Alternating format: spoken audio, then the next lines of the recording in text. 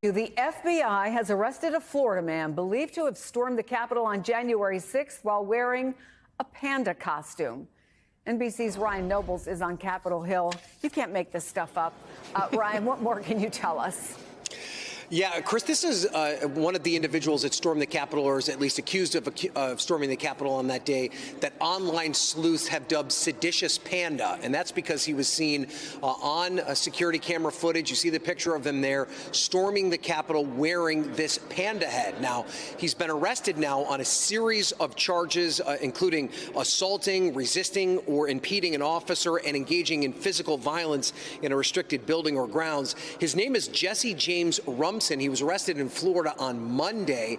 Now, according to the affidavit, which is part of the court record, they say that he was actually not in the Capitol for all that long, only about 15 minutes. But one of the reasons he's being charged with the crime is because after he left the building, there is a video evidence of him encouraging others to go into the Capitol, to storm the Capitol, if you will. And he's also seen in somewhat of a physical altercation with a Capitol police officer, actually grabbing the Capitol police officer's face shield. This is someone that the online sleuths have been after for some time, and according to the court records, investigators were able to identify him because there were periods of time where he was seen taking the panda head off and on while he was at the Capitol. So, Seditious Panda now under arrest. Chris, we'll have to see how the adjudication process goes out, but he is likely facing some jail time.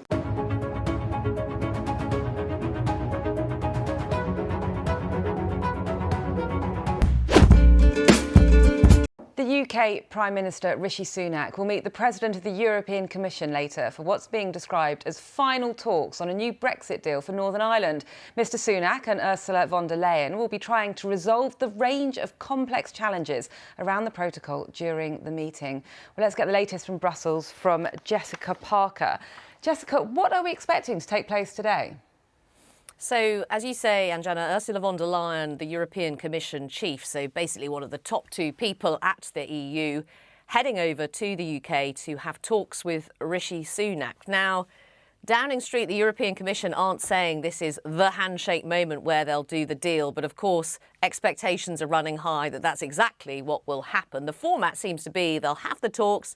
Rishi Sunak will then hold a cabinet, so a meeting with his own group of senior politicians in the UK. Then, if it's all going well, he'll hold some kind of press conference with Ursula von der Leyen, which presumably would be the moment where they say a deal is done, and then he'll head to the House of Commons to make a statement there. So lots of choreography over the course of the day, but what many, many people will be looking out for is the detail of this agreement, which has been pretty tightly kept a secret. I mean, there have been leaks coming out of the UK, so we have a broad sense of what the agreement might look like. But I think those who are particularly invested in this issue, concerned about this issue, namely unionists in Northern Ireland and some of Rishi Sunak's own Conservative MPs, will really be poring over the pages of this agreement if we get it. And how closely aligned are Rishi Sunak and Ursula von der Leyen going into these talks today? Well, I think both of them, there is certainly a sense that they want to get this thing done. These talks have dragged on for over a year.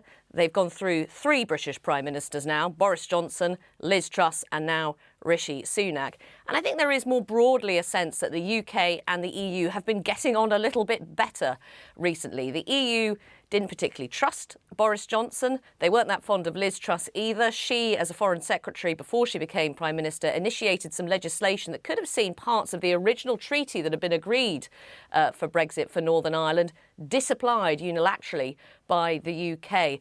Here in Brussels, they really didn't like that. Rishi Sunak appeared to put that legislation on ice. So that went down well here. But I think certainly it does seem to be building towards a moment where Rishi Sunak and Ursula von der Leyen will want to show that they're on the same page. And I think Ursula von der Leyen as well will want to try and help Rishi Sunak sell this deal to the Democratic Unionist Party, Northern Ireland's largest unionist party, and Conservative MPs as well. And I think the optics there are perhaps why you're seeing her travel to London rather than, say, Rishi Sunak coming here. You got into a tussle recently with Bill Maher about critical race theory and wokeness. When you look at the political discourse in our country today and the role that media plays in it, what do you think? it's difficult to try to find truly unbiased reporting, news that really is straight shooters. You know, this conversation I had with Bill, we're talking about critical race theory, and I think it's imperative that it's taught, that we look at our history much the same, I think, that Germany has looked at their history in involvement in the wars, that the 1 and 2, and embrace it and say, this is where we went wrong. This is how it went wrong. When I see the Make America Great Again, my comment is, do you accept that could possibly be construed as a racist remark? And most people, a lot of people go, how could that be racist? Make America great again? I said, so just ask yourself from an African-American experience, when was it ever great in America for the African-American? When was it great?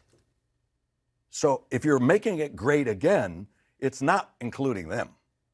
To end this on a different note, for all of the serious talk, your co-stars on Breaking Bad say that you are a child trapped in a man's body and that they've never known anyone who found it so amusing to stuff fruit down his pants. That's, you know, that kind of rumor is what makes me smile. Rumor or fact? You know, there can be some fact to some of these things. You know, as someone who comes on a set and I lead a cast, whether it's on Broadway or in a movie or whatever, I want to protect and have fun with my cast and crew. And sometimes in the 16th hour, everybody's dragging, and it's like, I think we need a little perk. And so I'll do something silly or even borderline stupid in order to just make everybody wake up and laugh and finish the work before we all go home. And what's the stupidest piece of fruit you stuffed down your pants? Well, I don't know if you can call it stupid, but, you know, blueberries, perhaps, because they keep falling down. They don't stay. Overnight, Oklahoma got hit hard. Tornadoes touched down. Maria Villarreal is there on the scene. Good morning, Maria. Hey, good morning, George. The storm that blew through here stretched from Kansas all the way down to Texas. Let me show you some of the destruction. Follow the light. You can see right here the roof of this house completely gone. Inside this house, a neighbor, you can actually see inside the house now. And if you look over my shoulder, you can see the cars flipped over into someone's driveway. It shows you the magnitude and the power of this storm. Overnight, millions under tornado watch and warnings as a life-threatening storm swept across the plains.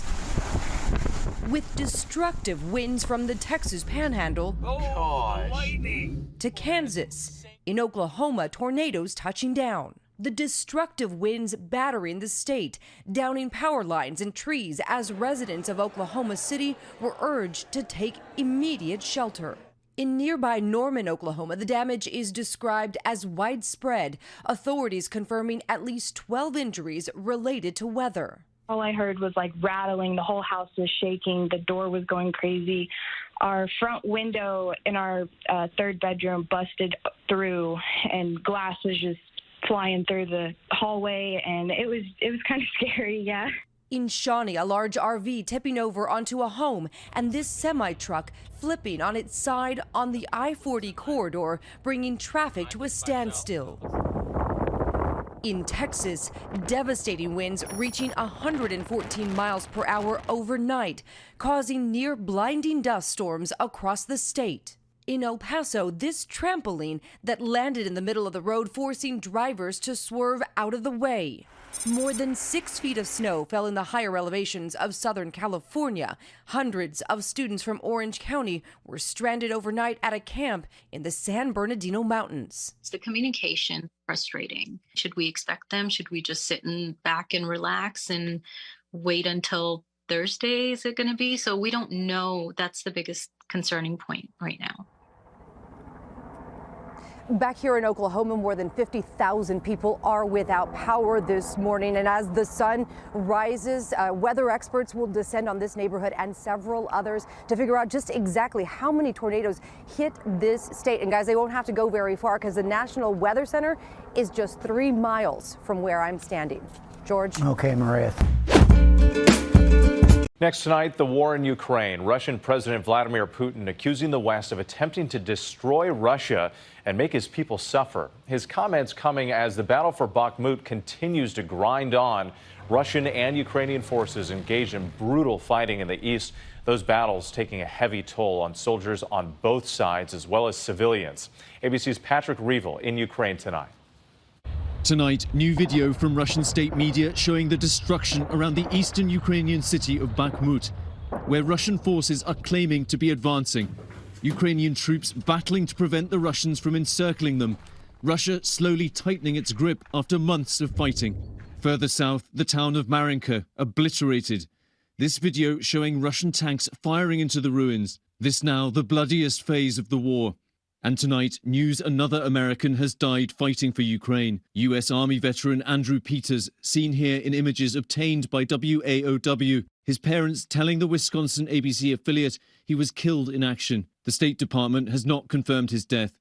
Ukraine battling to hold the line while it waits for Western weapons to allow it to counterattack this spring. Poland this weekend delivering the first of the Western Leopard 2 tanks.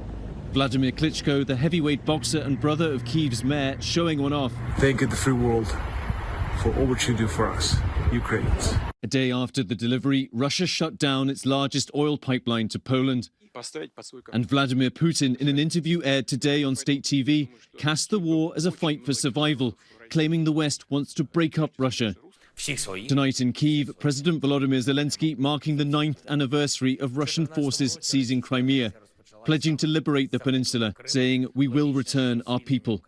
Today, a top Ukrainian intelligence official said that Ukraine intends to launch a counteroffensive in the spring that will target the south. It will try to drive a wedge between Crimea and the rest of Russia's forces. But for now, Ukraine's military is having to focus on holding back Russia. Patrick Reevell, our thanks to you tonight.